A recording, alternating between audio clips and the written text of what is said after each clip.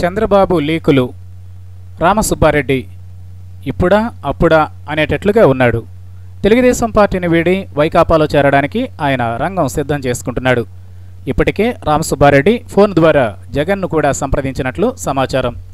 తాను తెలుగుదేశాన్ని వీడాలని అనుకుంటున్నానని, వైకాపాలో చేరతానని రామసుబ్బారెడ్డి జగన్కు సమాచారం ఇచ్చినట్లుగా తెలుస్తోంది.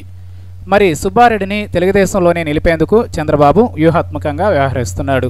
రామసుబ్బారెడ్డికి ఎమ్మెల్సీ పదవి అని తెలుగుదేశం అనుకూల మీడియా లీకులు ఇవ్వడం ఈ వ్యూహంలో భాగమనే సమాచారం.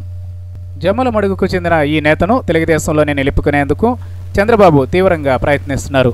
అందుకే ఇప్పుడు ఎమ్మెల్సీ పదవిని ఎరగా వేసినట్లుగా, అది కూడా మీడియా లీకుల ద్వారా రామసుబ్బారెడ్డిని పార్టీ వేడకుండా చూసేందుకు చంద్రబాబు ప్రయత్నిస్తున్నట్లుగా తెలుస్తోంది.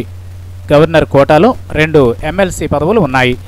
ఈ రెండింటిలో ఒకటి సుబ్బారెడ్డికి, రెండోది ఫరూక్ ఇవ్వాలని బాబు అనుకుంటున్నట్లుగా తెలుగుదేశం పార్టీ లీకులు ఇస్తోంది.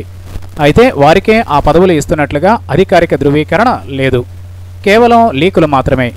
ఈ లీకుల ద్వారా పార్టీని వీడాలని అనుకుంటున్న రామసుబ్బారెడ్డిని కన్విన్స్ చేసే ప్రయత్నం జరుగుతున్నట్లుగా ఉంది.